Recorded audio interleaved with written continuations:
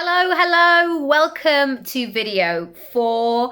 As you can see, I've batched a few of these videos, so I am recording them on the same day. Let's see how it goes as the week goes on. But sometimes this is really great for me because I get in the flow. I know what stories I'm telling. I don't want to be one of those people, we've always got these people in our family who tell you the same story again and again. I don't want to do that. So this is fresh, it's in my mind straight away.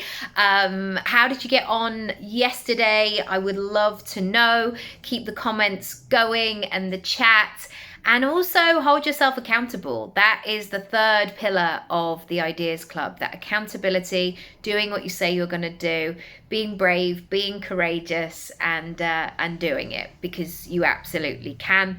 We've got you, and we're rooting for you. Okay, I'm going to take a deep breath and not get too emotional. We are moving on to presenting today and visibility and how this cost is happening for you. So the first thing I want you to think about is your touch points of visibility all across your personal brand. So how do people get to know about you? Do they get to know about you in person? Are you somebody that shares content? Do you advertise on local Facebook groups? Do you have a physical space? Is it by referrals? Are you being interviewed for podcasts? I want you to think about that visibility part of your business and really consider, are you giving the credibility and the value that you're capable of giving? And this has been a running theme, and I guess because I'm analyzing it all the time in terms of my work with Speak Up, but sometimes I hear people missing the opportunity or filling in the conversation. And I certainly learned this from my podcast days. I interviewed 150 business owners. And I have to say, most people were very comfortable with just having a chat. And I don't think that there was one that springs to mind anyway, where I just was like, oh, that was really tricky, or that was really awkward. But certainly, I think the ones that I knew especially, there were certainly times where I really added a follow-up question because I knew that they could go deeper. I knew that they could really showcase their brand to a deeper level. And I think that sometimes we have this tendency to underplay what we do or to brush it off. Or if somebody gives us a compliment, we immediately brush it off and give it back to them because it feels too much to hold. And what might be happening is we are not taking up space.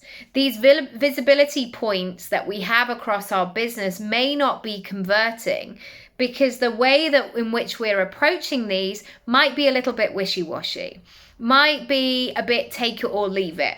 You can watch it if you like. And I'm not saying that you immediately have to become one of those experts that goes, "Hi, right, we are doing this," and start shouting down the phone. But what I want you to do is to be comfortable with holding that space and showing people what they can expect from you and really standing up for your personal brand.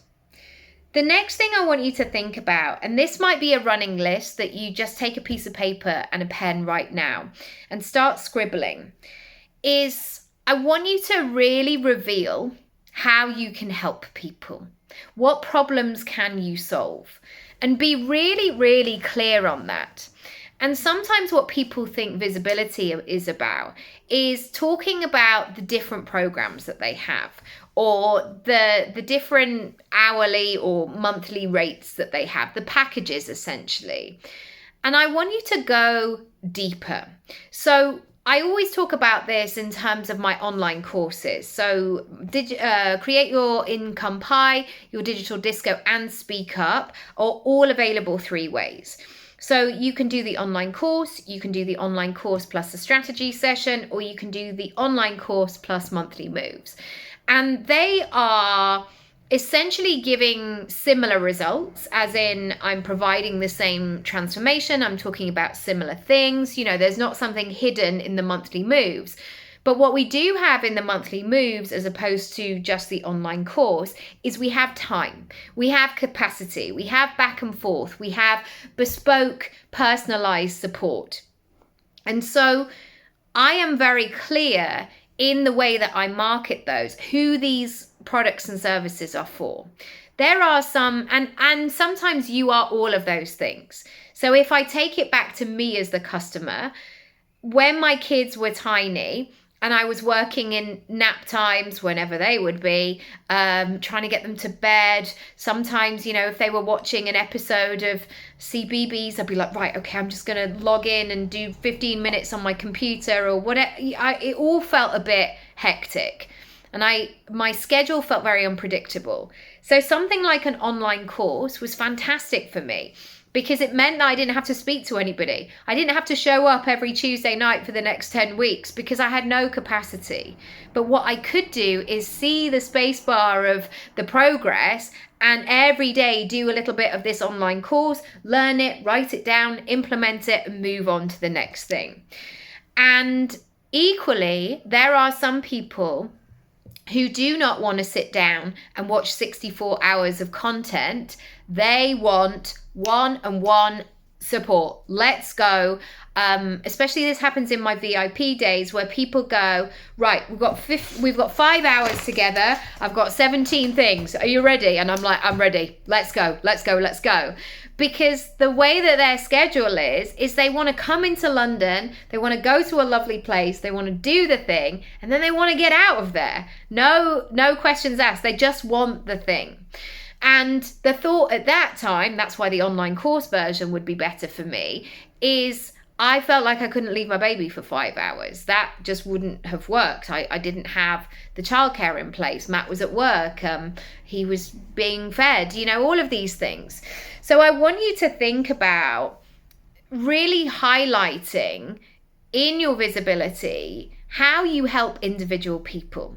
I also have had clients who will say, I just want to do this in a 2-hour session with you, Nikki, because even if I buy the online course, I'm never going to do it. I'm never going to open it. And I admire that honesty. I think it's a great thing. Don't buy the course. Don't waste your money. Actually, maybe pay a bit more and get the result that you need. Number 3, I want you to understand what your client and your customer is going through. And if you're not sure, ask them. What we have to do here is we have to find ways of supporting our clients and meeting them where they are at. So to give an example, I know that many of my clients over the last 15 years have been all parts of the spectrum. They've been curious, ambitious, go-getters, determined, creative, excitable, all of these things, and full of self-doubt, overwhelmed, not knowing where to start, not being able to see the wood for the trees, all of these things. We are neither one thing nor the other, and we are bringing all of these things to the table. And sometimes that is a great thing. So for example, that notion that was spoken about, like leave the fact that you're a mum at the door and just work and go into work mode. Yes, I can have that focus, and I'm not going to bore people with stories that nobody's interested about my children. I'm very interested in them, but I know a stranger in a meeting is not. But what I do bring is a nurturing side, is an empathetic side, is a connecting side, is a meeting where people are at. And so when we are thinking about your visibility and the cost, to go back to our point, is some people may sit on the idea and the potential of it for years. And so we need to look at understanding where they are at so they actually do it. They get the result of what it is. It's that moment of knowing, we probably all do, we learned it at school, knowing what foods are healthy Whether we eat them or not is a different thing. You know, come to me on the 28th of December, I absolutely know what healthy foods are. But yet I'm fishing around in that fridge for all the kind of other goodies and going, shall we just, and then pulling out another picky bits buffet that has got no nutritional value, no doubt, all processed. But in order to get back into that flow, I might need a personal trainer for the month of January. So really into that mode, like I'm some sort of athlete. I'm really not, but you know what I mean? It's a good example to play with. The next thing I want you to think about is I want you to understand the value that you hold in seeing how to solve other people's problems before they see it. And this was so interesting to me, especially sort of 2014 was the first time I started making passive income. And I really got my head down into it because I knew I wanted to have a baby. I knew I wanted to start a new chapter of my life. I'd given up all of my sort of scheduled work and I was going all in. Like I'm doing this thing. So I really got my head almost into revision mode. Like I'm going to learn this thing and I'm going to do it and I'm going to figure it out. And that was so crucial for me. And it worked, and it has continued to work. And I now love the fact that I can look at somebody else's business, their personal brand, and go, you know, you can do this, this, and this, don't you? Or, you know that it doesn't have to be complicated. This process can come over here and be sped up, and I can simplify that for you. And people just, I mean, I'm not sending people to Mars, but that moment where people are like, oh my gosh, that would be so much easier. Oh yeah, that would be brilliant. So I wouldn't have to do that bit. The value and the contribution and the speed and the productivity that you can change in somebody's business or somebody's life, it's going to increase everything. Their productivity, their profits, the way they feel about themselves, their relationship with their business, their relationship with their family, with their friends, with their free time, all of these things. And so don't gatekeep, don't hold back, don't be all mysterious and be like, I don't even know if I'm going to tell you this. I mean, I might be able to tell you this. Just tell people the things. Show people that there is another way. Because I'm sure you know what it's like as a business owner, feeling completely stuck and going round and round in circles when you know, surely there must be a better way. If you've got the better way, share it. Share it with the people. The next thing I want you to do is begin to tell stories. I want you to think about those founders or those business owners or those celebrities or those brands that you connect with so much. And there are some people in the business lands that I will always buy their book. I will always go and see them speak live. I will always watch 2 YouTube videos of them and then go, oh my gosh, there's a playlist. Right, let me bring it all in. And there are certain ones that I really connect with because of the way that they break down information. And the way that they break down information, and I'm sure it's rehearsed or I'm sure it's practiced or well-versed, but there are some people who have that ability to drop these nuggets or tell these stories or break down these processes so well that they land. And whenever I'm having a moment of should I do it or should I not do it, I now have that nugget and I'm like, what would they do? You know, it's the old phrase of like, what would Beyonce do? We know Beyonce has staff, etc. But that sense of sometimes it's a part of you that you need to connect with. Sometimes it's that visual of, oh, right, yeah, I remember what they said. Right, I'm going to send the email. And the cost of doing it and all of the doors that you can then open and the cost of not doing it are worlds apart. Now, you might say it's just one email, but you know that phrase of 80% of the results come from 20% of the things that you do. And so I want you to really tune into that. It's so easy to get into that loop of, I'll do it next week. What if they don't reply? I'm just not sure. I don't want to bother people, or whatever your limiting belief is. It's time to do the thing. Finally, I want to talk about the cost to society of you not being you. At this time, we are in a huge cancel culture. You put one foot out of line and you're cancelled, career over, you lose everything. We've seen this again and again.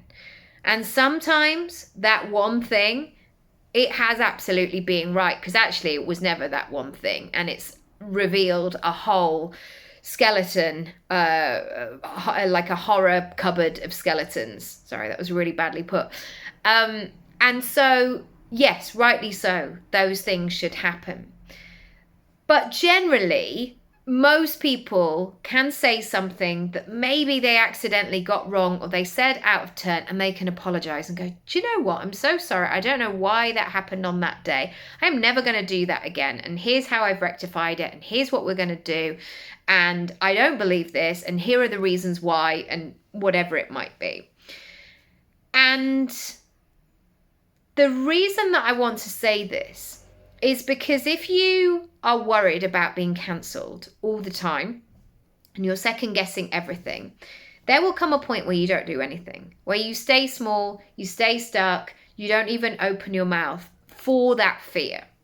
However, if you're not doing anything, you're acting as though you've been cancelled anyway.